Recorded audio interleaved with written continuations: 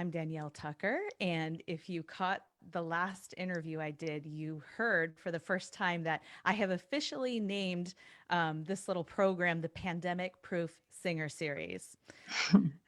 Yes.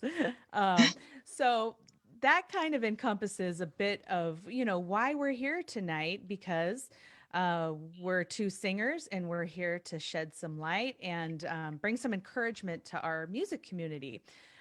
We're all facing a lot of challenges right now, and I think it's really important that we're bringing awareness and really sharing opportunities that are immediately available and just, what our thoughts are on the future. So tonight is about good news and inspiration. And please feel free to ask questions in the comments, and I will do my very best to follow those.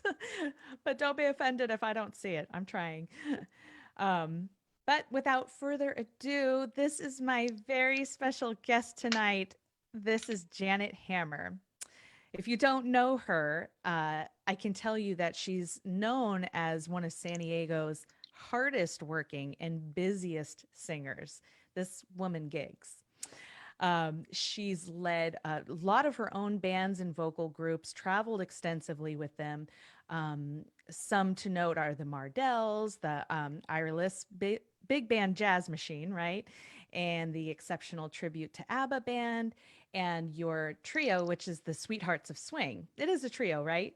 Yes. Yeah, okay. You're also the music director at the Unity Center in San Diego, where you lead the Soul Notes band, as well as a 75 voice choir at prior to COVID. Well, I had. Yes. That was a while ago.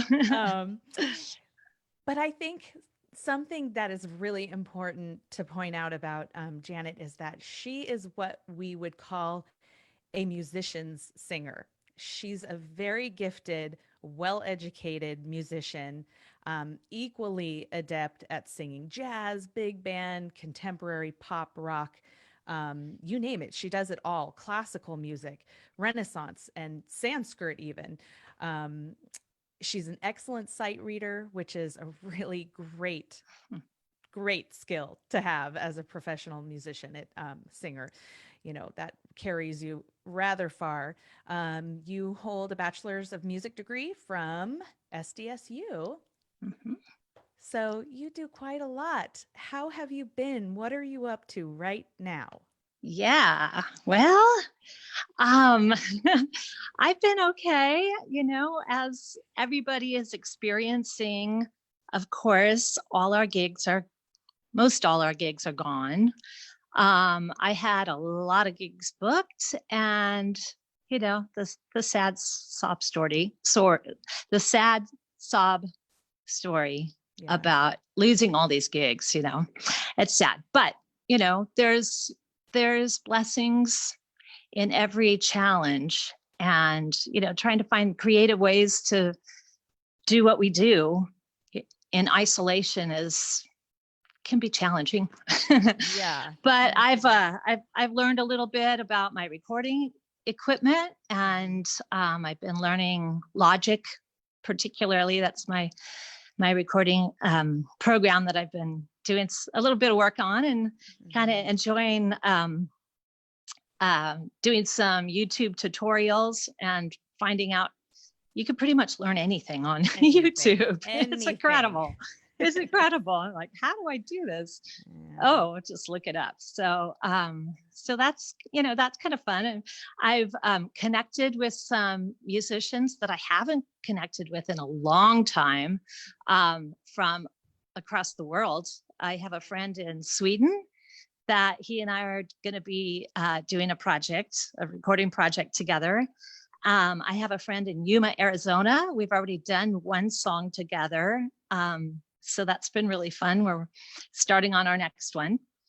And I've done some recording with the big band jazz machine, Liss big band jazz machine. We were working on our third CD that was supposed to be released in June. And we just had 3 songs left. We recorded right before the shutdown. But I didn't get my vocal recorded, and the soloists didn't get their parts recorded. And of course, the mixing process and the mastering process, and that didn't get done. So I have since recorded my part for the one song on that CD, and the soloists from all over, wherever they are, they've all recorded, and the Ira and the engineer have been mixing. And so it's getting there, but the mastering process is going to be done at Capitol Records. So we're waiting for that. Yeah. How exciting. Yeah. So yeah, it's very exciting. The last CD we did was mixed there as well. So, I don't know when it'll be done. Yeah. Did you end up doing your vocal parts at home, or did you go into a studio? I did my vocal part at home. Yeah. And was that something you had been doing a lot of prior to this, recording at home, or are you mostly studio singer? Yeah. I go in the studios, in somebody else's studio. So, I mean, I've had the equipment at home for a long time. And so I just, I learned how to do it. Yeah. I don't know if you're like me and a lot of singers that I've talked to, but there seems to be this common thread where we say it's always something I thought about doing, and it's something I always wanted to set up, but just kind of hadn't taken the time yet to do it. Right. And it's when it's not something that like the back of your hand, it can be one of those I'll figure it out at some point. And exactly. Seems like a fun thing to do if you got the time. Yeah. But when we're working musicians, we're either out there working or we're working on getting gigs. Yes. So, so the actual like sitting at home and trying to figure out recording equipment, doesn't really happen unless everything shuts down and then you can't go anywhere. That's right. I know. And I find that the things that I thought were, going to be difficult really aren't, like you said, thank God for YouTube and everything these days. And I know you've got quite a contact list to draw on of studio engineers and other friends to help. But, it's exciting, though, to know that is, a capability for us. And even if it's not something that, has been our bread and butter, at least from home, it brings a lot of hope to me to know that it is a possibility, and probably more accessible and easier than I thought it would be. Yeah.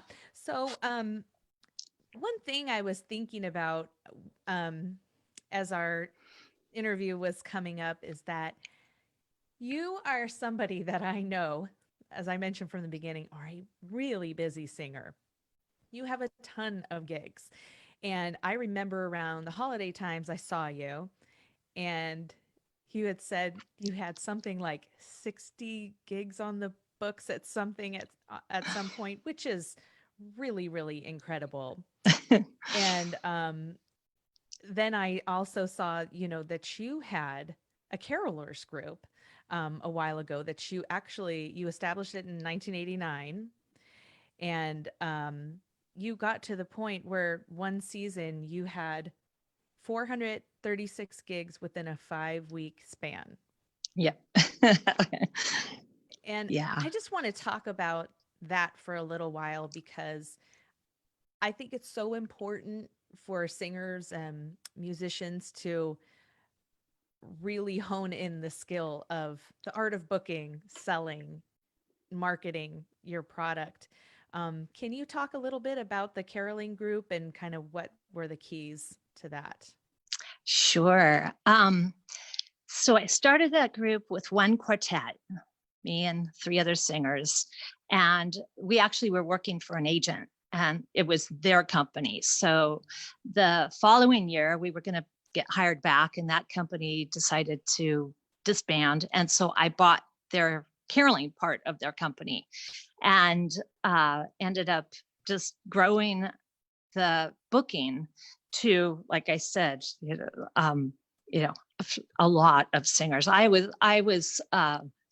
I think at the most I had 80 singers in my group. Oh my gosh. I mean, all Wow. booked in quartet, so Yeah. that was a lot of people to move around, like the big giant Rubik's cube of all these four singers going here and going there, and all different, combinations of singers. And I loved it. I absolutely loved it. I love hiring singers. I love hiring musicians. I love writing checks to everybody, and Yes. being that person who could Yes. just Yeah. like employ a lot of people.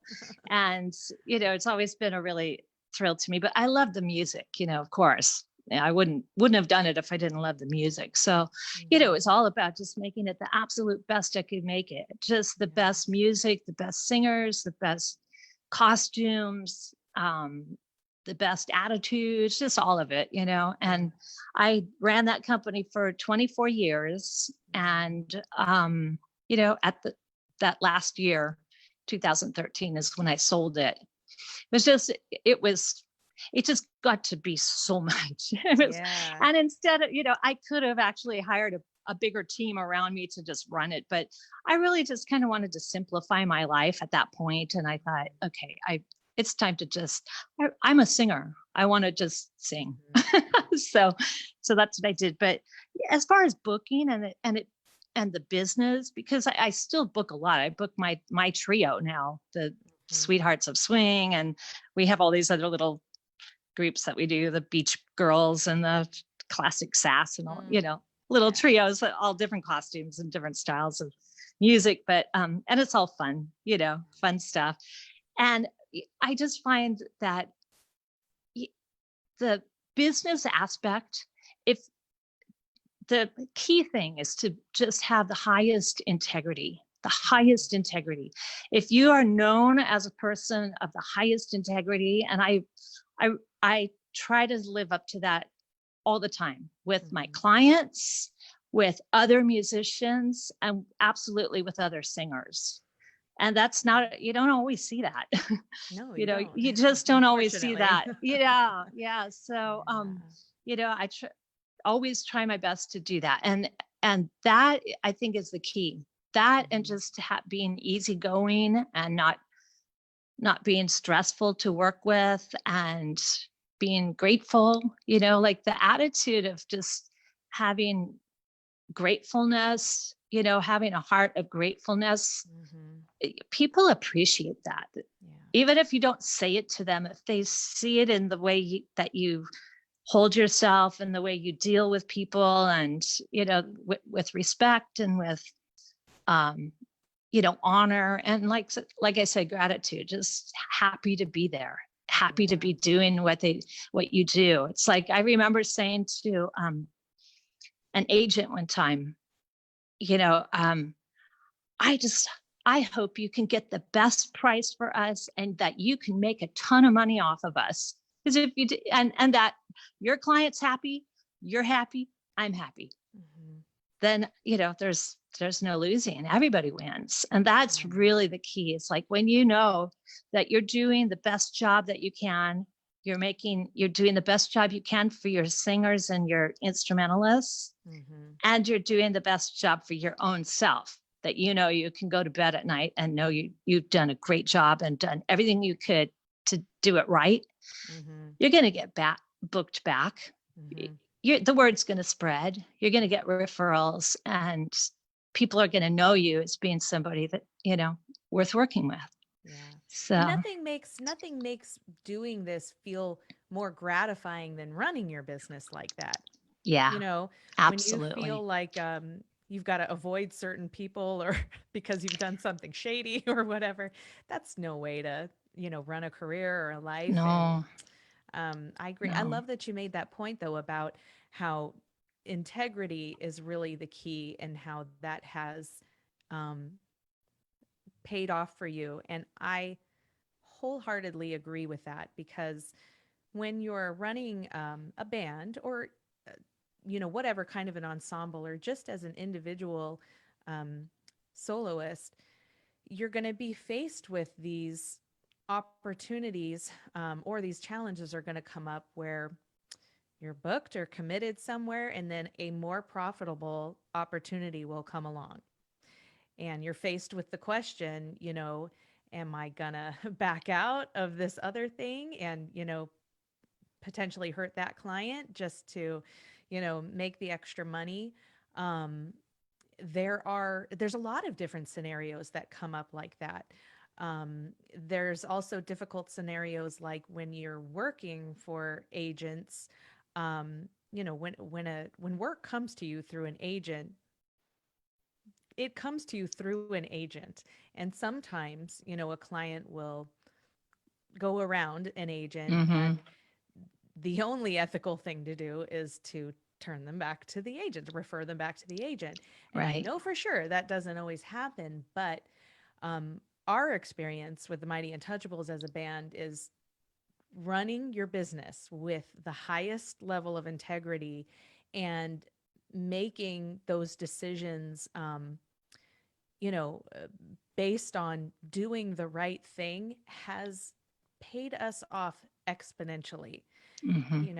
and not to rattle on about this too long, but something that's, been really important is when, COVID-19 hit, obviously, that was an immediate problem for bookings and everything. And you've got contracts and deposits paid on stuff. And as a business, we made the choice that we were going to refund all the deposits because we felt this was a situation that was completely out of the hands of our clients and everything, and how devastating that could be to our clients to have to not only lose out on an event of a lifetime, but also lose the money and everything. But we know at our core that it's the right thing to do, and it's going to come back to us. Mm-hmm. I really think it Mm-hmm. will, and they're hard choices to make. Yeah, Yeah. absolutely. Have you, when you were running that business, um, getting that amount of gigs, did you find that a lot of that work was coming to you, or were you having to do a lot of going out and mining for that kind of work, Both. aka Both. hustling? Yeah, a lot of hustling. I mean, that's kind of a huge part about being a musician is you're always kind of hustling, and not hustling, but you're always mining. You're always beating the pavement because, you know, you might be working with a client for a long period of time, and then that client leaves, and a new, that whatever the director of music or the activity director or whatever, leaves, and somebody new comes in, right? And then you have to, all of a sudden you're dealing with somebody new who doesn't know you, Mm-hmm. and the other person didn't leave your information, so it's like starting all over, even though you've been working there for years, and all of a Yeah. sudden you're starting all over with a new person. Yeah. So yeah, it's new management, or whatever. So it's always, it's always about making new contacts, making new relationships with people, and Mm-hmm. you know, not not making it seem like, well, I deserve to be here because I've been here for years and you're new, but it's not that. It's like you're in a new position now.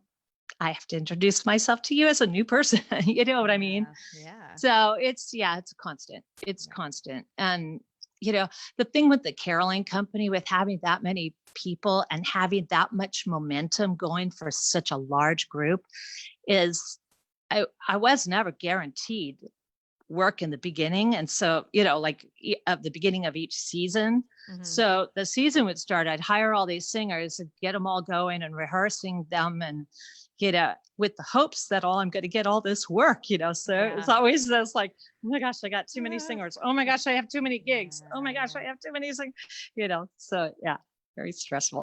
Yeah. Not to Yeah, but mention that's a ton of organization, keeping that many people's yeah, schedules aligned and organized, and yes. making sure people show up to their gigs. Yes. And right, at December during flu season, I had a wonderful manager who worked for me, assistant managers, Skylar Denon, Mm-hmm. worked for me for a number of years, and he was a lifesaver. Yeah. Yeah. So yeah, yeah.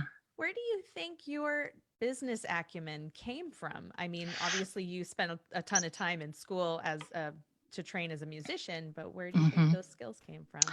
Well, way back. It comes from way back. I came from, basically my growing up was from a family of entrepreneurs. We always owned our own business all the time I was growing up. And through my high school years, I was put to work in our flower shop in Fallbrook, and worked a lot, very hard. And when I got to college, I put myself through college working side jobs and night jobs. And while I was also getting started, singing in the clubs and stuff, I sold flowers in restaurants at night.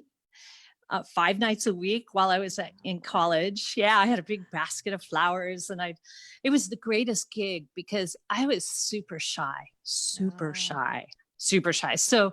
it was the perfect job for me to, as a, budding singer in the professional world, to be able to get myself more out of my head and into the public eye of being a singer. And so selling those flowers, I'd have to walk up to people and offer them and interrupt and talk to them. And it was really good experience for me. So that was good. And then from there on, I always just wanted to be a singer. That's really what I ever wanted to do from day one, age 5. I mean, I was putting on shows in my garage when I was 5 years old with my little twin friends that were my backup singers. Awesome. We'd sell tickets to the people in the neighborhood. I mean, I was an entrepreneur way back then, age 5. But when I got out of college, I had gotten my teaching credential also for secondary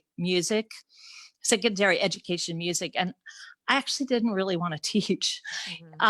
So I ended up buying my father's business, which was perfect because I wanted to have a business of my own that would be flexible enough so that whatever gig, or rehearsal or anything music related, I could stop my business and go do that.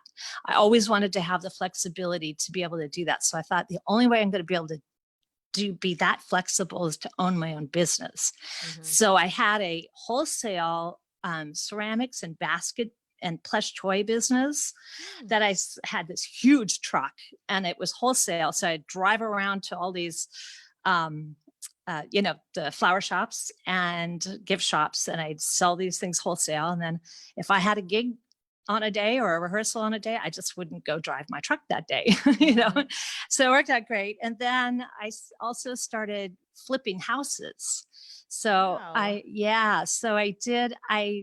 got the renovating bug, and I started flipping houses, kind of, starting off like you hear the stories of no money of your own, and you do these hard money loans and all that.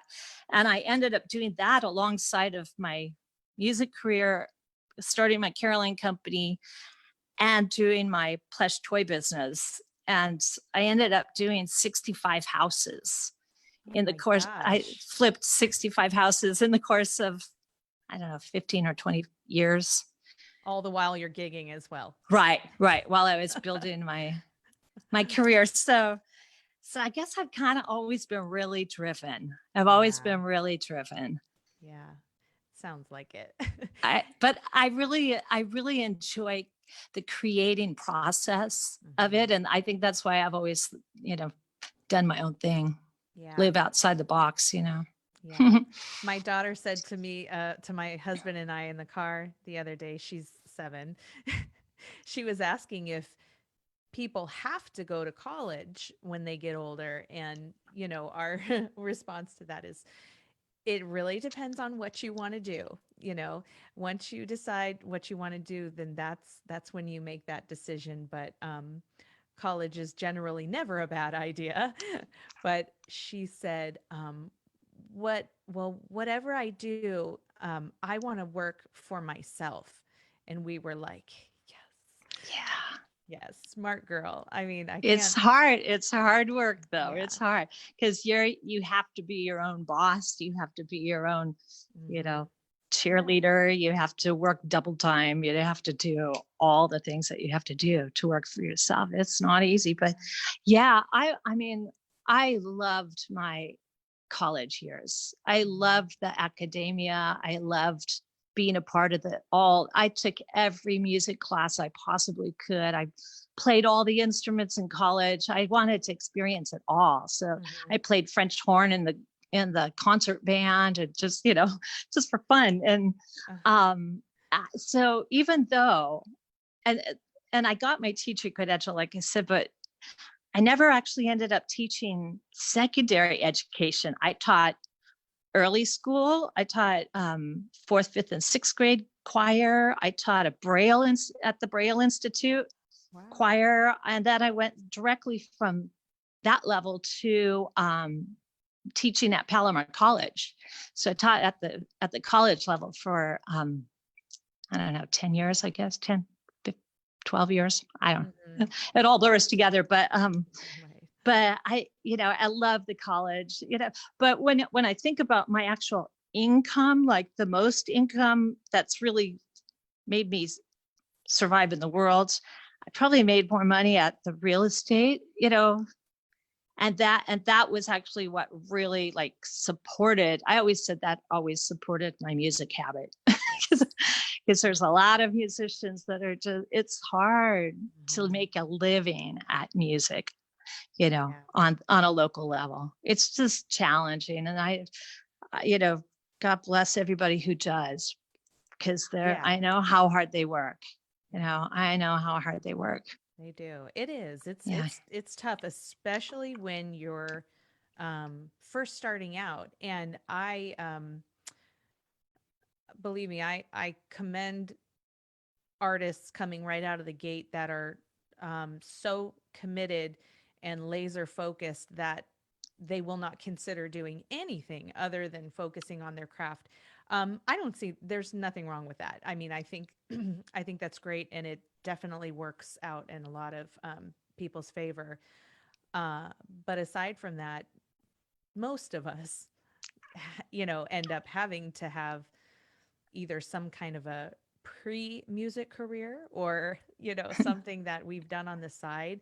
I had a full corporate career before I went full-time with music, but I've always done my music, and I said the same thing. This is what supports my ability to do this in the first place. And then I think the other benefit to that is once you do get into it full-time, or you're starting to run your own ensembles or bands or like that, you start to realize all of those skills that you picked up from your prior occupations and how, extremely useful they are. And, whether that's just business skills or just people skills, Absolutely. Oh, absolutely. I have a great story about that, kind of a synchronicity story. And this has to do with, so when I sold my plush toy ceramics business, the big truck, when I just finally decided to sell that company, I had been literally thinking about it for like 4 years before I actually like got the courage to sell it, because I kept saying to myself, I just want to be a singer. I don't want to do this anymore. And I think I can do it. I think I can just be a singer and make a full living at singing. And so I think I can cut the apron strings of this other business and let it go. It's taking too much of my time. But oh my gosh, it took me forever because my security issues, Yeah. which is probably why I'm so driven. But anyway, the day I finally said, okay, I'm really going to do this. I'm going to follow my dream and do music full time. And, I mean, the real estate also, but to put all my energy into the music, And the night that I made up a flyer that said, Janet's getting out of this business. I had a picture of me singing in the bottom corner, and it was a flyer selling the company, and I was giving it out to all of my customers. And that was the plan. I was going to give it to all my customers. Well, that night, so I had them all sitting on my countertop. Well, also during this same amount of time, I was having some work done on my house, and my contractor who also did a bunch of he was my contractor for my renovations. He was doing some work on my own house. And so he came in the morning that morning, and he saw these flyers on my counter, and he said, "My wife has always wanted to buy your company." I was like, "Are you kidding me? You're going to buy my company?" I didn't even have to advertise. I never sent out a single. And within 2 weeks, all my inventory was gone. Everything was like, I didn't even have time to change my mind. And I'm like, okay, the universe just opened it up. And now I'm stepping into my dream fully. Yeah. And there was absolutely no spare moment after that. I was just working nonstop.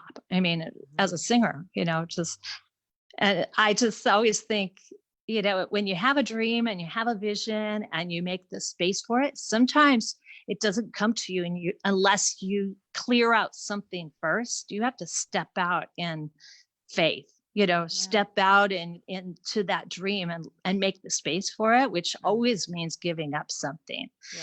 Which kind of brings me to, it's like this pandemic right now. It's like at first it seemed, oh my God, what are we going to do? Everything's gone. My gigs, I was going to be in Greece sailing on a sailing ship. I had this amazing gig booked for June. And, my big band Liss big band got invited to go perform at the Taipei Jazz Festival in October. That's not going to happen. And all these gigs, and, and I thought, okay, we don't have a choice. We're going to have to sit still and just wait to see what happens and open up space for the next thing. And it's like, when that next thing, like I said, learning the recording project, connecting with friends I hadn't connected with in a long time, doing all these other things and we have yet to see what comes next, So it's interesting. Yeah, it really is. And that's a beautiful way of expressing how this happened. I love that, opening space for something to happen. And, I would just say to our community out there to consider that. Consider, opening your heart in that way and, giving it some thought. Because it is such a difficult time. It's devastatingly disappointing on so many levels. But at the same time, if you can find it within yourself to come to a point of acceptance, it really does kind of opens the canvas for something else to be created. And while I absolutely cannot wait to be back performing live and be with my band, who I miss horribly. Yeah, I know. Me too. Miss my band. It's hard. Yeah. But at the same time, I'm excited about the, projects that I have going on. And it makes me feel new at something, when you get so used to, doing, you get in the flow of life, right? And you just, you don't think that that's going to slow down at any particular time. It is really interesting because I realized that, I'm really driven, and I don't really know what sparks me to be as driven as I am, but I love the creative process of it all. And for some reason, I like more and more and more of doing what I love to do. So it's kind of became sort of like a competition with myself, how many gigs can I fit in a year? Like last year I did 348 gigs. Oh my God. Just last year alone. It's just like crazy. And I absolutely know that I would never have slowed down on my own. Yeah. And, bless my mom's heart. She's 96 now, and she's been telling me all my life, girl, you need to slow down. You need to slow down. Take time for yourself. I'm like, Mom, I love doing what I do. It's, I'm doing what I love to do. And but, I know I never would have gotten off that treadmill if I didn't have to. And now I'm just like going, okay, I wonder how it's going to be when we all come back, Yeah. like what is it going to be like? I can't even imagine. I Yeah, think I'm sure it'll be great, but it'll definitely, we're all going to be changed people, when for we go sure. back. But I truly relate to what you're saying, and if if you're like me at all, when this did hit, you immediately went to, all right, well, what am I going to do now? And Yeah. then like Yeah. start creating something else and thinking of, Yeah. I just absolutely have to do that to be comfortable in my own skin. But this came up in one of my other recent conversations. Is it just seems like such a strange time because the the pandemic hits, and that obviously we can't control it. It like totally wipes out our schedules and incomes and everything. And it feels as though there have been so many subsequent issues, not like a pandemic, but other things that have come up where when I feel like I'm starting to get busy and maybe get some traction on something, the universe is like, no. I Yeah, said, exactly. slow down. and, Right. and then I try to slow down, and I'm really trying to listen to that now, and I Mhm. do find that I'm getting more comfortable with it. A Yeah. lot more comfortable with it, which is weird. Yeah.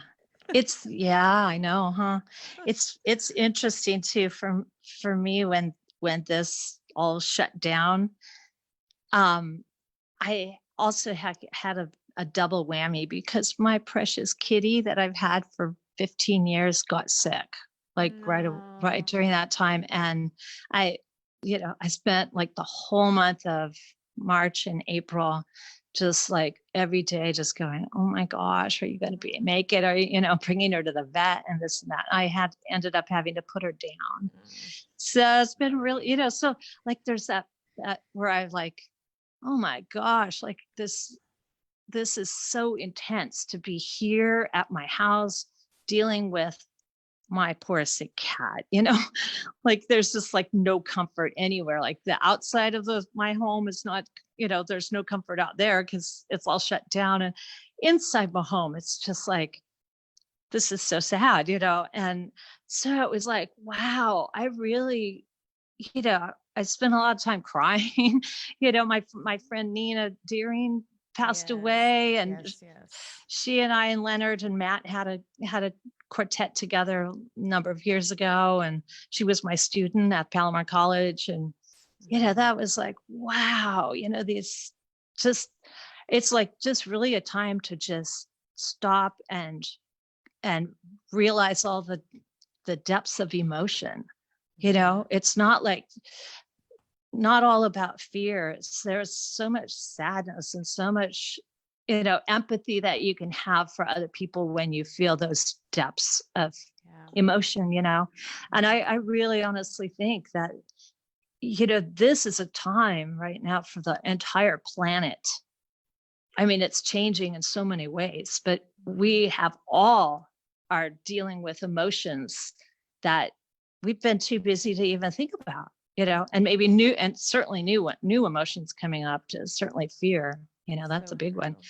But all these new emotions coming up and everything's so heightened, that it's absolutely a time for us as a race, as a species, Mm. the humanity, that we just really need to put all that emotion into the empathy that we have for one another, because we're all going through it at to some extent or another, Mhm. and our experiences are so incredibly different.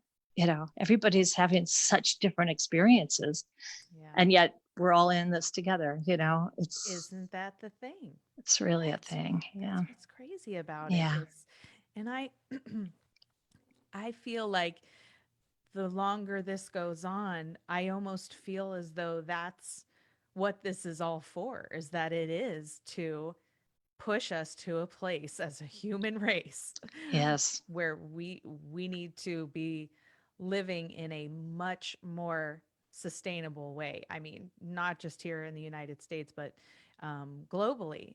Yes. And I know, mentioning Nina's passing, that was a huge blow to the, San Diego music community. And there, Yeah. I mean, not that nothing is, it's not as though anything's worse than that. But there, it does really feel like there's like this accumulation of things happening um, that are really, really difficult and challenging. And we also have the Black Lives Matter movement happening now as well, which is, that's just something that needs the time, it needs the platform, it needs the attention. But it feels that it's this culmination of things that are, beginning to um, really press us into that place, which incredibly uncomfortable, but probably incredibly necessary. Mm-hmm. You I know? think so. It kind of ties into that idea of like we have to put things aside in order to make the space. And it's like we're Yeah. doing that. It's like the universe sort of, not sort of, but really Mm, is doing that for us. Like, yeah. slam, everybody just take a break. It's time to move into our next thing, whatever it Yeah. is. It's like we're in the the birthing canal. We're just being Yes. squeezed to heck, but Yeah. at the other end we're going to come out in a new life. A new life is going to emerge from this incredible squeezing we're having right now. Yeah. Now, that's really graphic, wasn't it? Well, you know what though? That's a really great analogy, because it does feel like that, because um, honestly, we're not in a place where we're, in a some of us are in solidarity and coming together, but largely we're hating on one another right now, Yeah, and it's there's a lot of hard to that. get along with people. You are either Yeah. of one thought process or you are the other, but we can't sustain that way. It's not Mm-mm. going to work. And at some point, there will be a reckoning, and we're Mm-hmm. going to have to figure out how to operate and live harmoniously as a Mm-hmm. human race. I don't expect that there's ever going to be this like utopian world that we live in, but we can't sustain things this way. And Mm-mm. so I think it might get worse before it gets better. Yeah. Yeah. I've always thought, and I've always taught this, to my students that, music is probably the the most amazing thing, because it brings people together at equal levels, whether of age, no matter what age you are, no matter what race, no matter female, male, no matter what sexual orientation, no matter rich or poor. You play music together, you sing in a choir together, you do a band together. It doesn't even, none of that matters at all. Not 1 ounce of that matters. The only thing that matters at that moment, and also time and space. Time and space is totally stops with music. It's all in the present.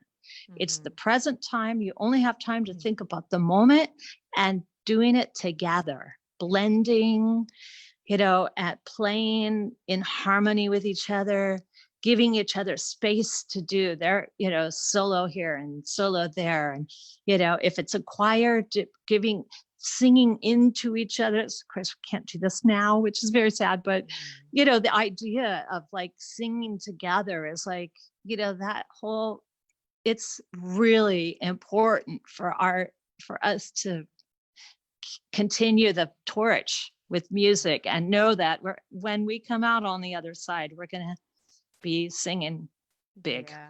and Yeah. playing music together. And, and it is one of the things that's getting a lot of people through this time, is tuning into what people are doing and making music public on YouTube and Facebook and, all these platforms. And, Mm-hmm. it's super important, super, super important. So important. And Yeah. yeah, I think you're right. I mean, don't feel as though we have to remember not to not feel like everything has been um, cut away from us, because the love and the hunger for music has not gone anywhere. Those people who were consuming our music and enjoying it before, they're still there and they love the Mm. music just as much. We just need to find the new channels to deliver it, Mhm. at least for now. And those things will, arise. They really will. And I just, I hope for our community too. I know that, gosh, we're heading into the back half of July here, and that means that a lot of unemployment's about to start running out, and there's really no guarantees of additional support coming in, and everybody's doing their best that they can to um, make ends meet. But I have no doubt that there's going to be some people in our community that suffer, and I hate that that's the case. But I just hope we'll all remember that, look at everything we've been through at Yeah. this point. Look at everything. And then, I mean, even look at the history of your life, and Yeah. just remember that you're still here. You're still Mhm. here, and it may be painful, but you will make it onto the other Mm. side. And I think I hope our community will keep coming together and just kind of linking arms and helping Mhm. one another, Yeah. I think Yeah. so. Yeah. Oh, yeah.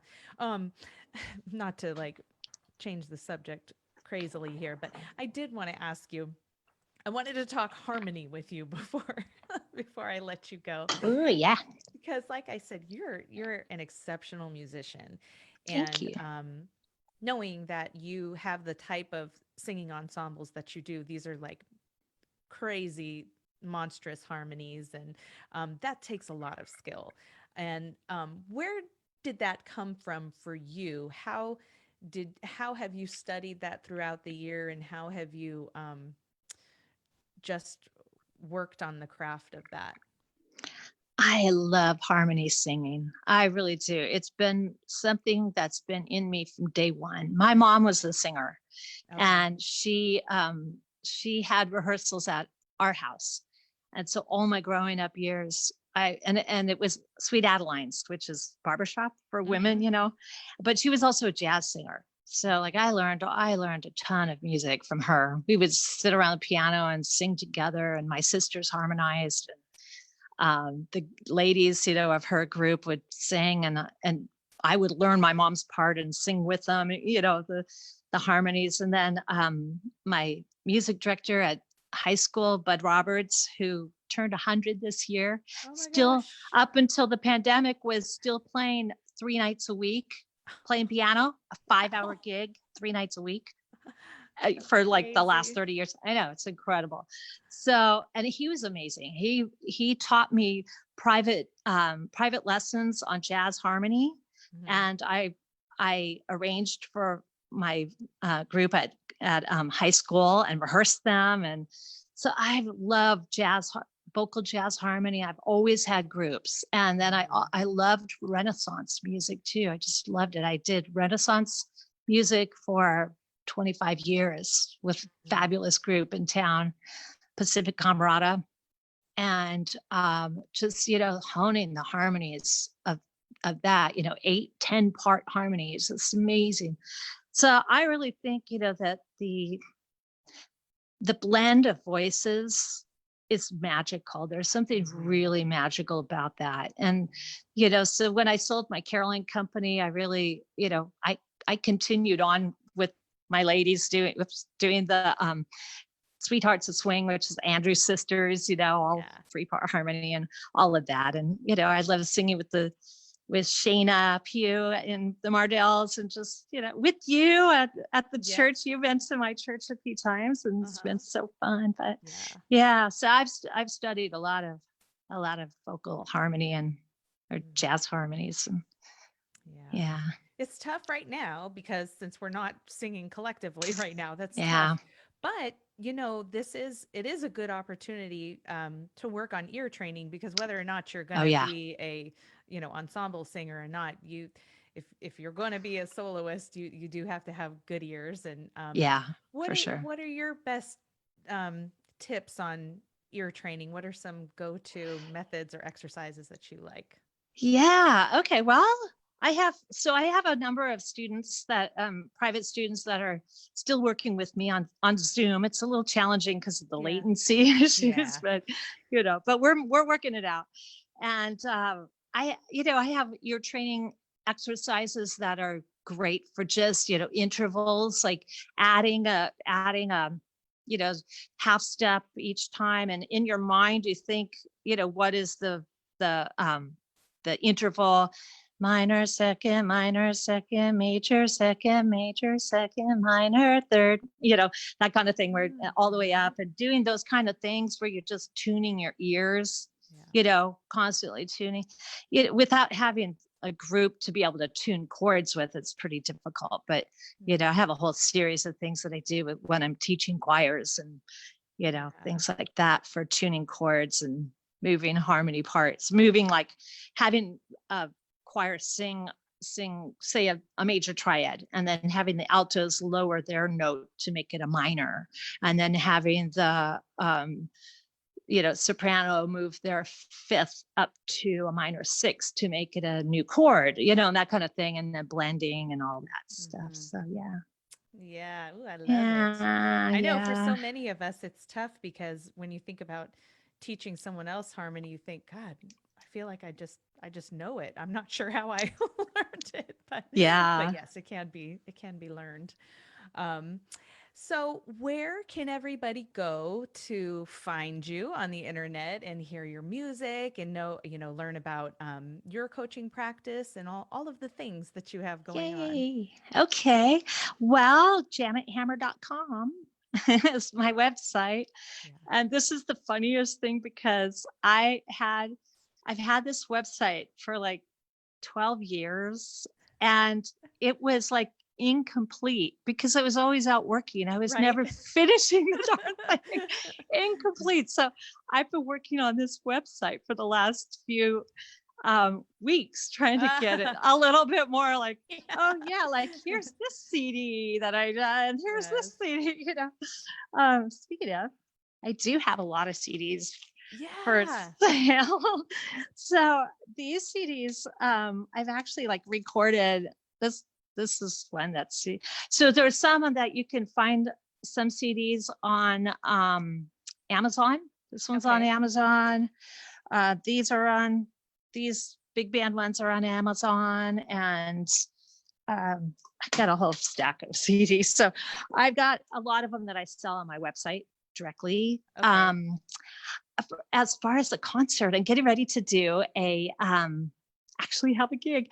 It's a concert. So Nathan Fry, who has been my musical partner for 30 years, we celebrated our 30th anniversary in April. That's He's of amazing. He's playing amazing. together. Yes. He's absolutely amazing pianist and amazing singer and amazing orchestrator. He orchestrates on his keyboard like, just amazing. Yeah. And I have just been, blessed to have had the opportunity to work with him. We have a band together, Rhythm Express, and we've done tons of gigs. I mean, hundreds and hundreds of gigs over the years, And we have a duo together called Double Take. So he and I are having our 30th anniversary live stream concert on July 29th. Great. And it's on the Vision Center for Spiritual Living Facebook. So, and you can find a flyer on their website, which is visioncsl.org, on the calendar page, and look under virtual concert on July 29th. So they have a big, cool. I'm so excited. So we were planning a concert, a big, big 30th anniversary concert this summer, and we didn't really have a location yet. So now this is the location. Well, I'll make sure that I put a link to your site and a link to that event in the notes. Thank you. I was just on your website and it looks amazing. So everybody else go check out her great work, and definitely get get Janet's music. She's really incredible, and it'll be something that that you would love to hear right now. And I appreciate talking to you so much. This has been Thank really great. you. I hope that everybody who joined us or will see the recording of this gets something of value out of it, or that you feel a little more encouraged. I keep saying my number one piece of advice is for singers right now is to really work on your home recording capabilities. I'm doing it myself. I'm preaching to the choir here.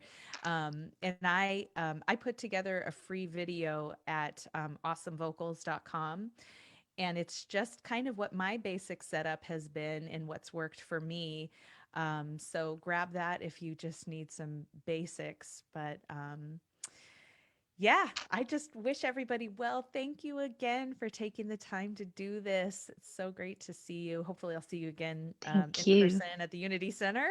Yeah. Yeah, all the Thank links will be in you. the comments, and we appreciate Great. everybody that's watched. Thank you. Yeah, have a great Uh, night, everyone. Thanks for having me. You're welcome. Appreciate it. See you soon. Okay.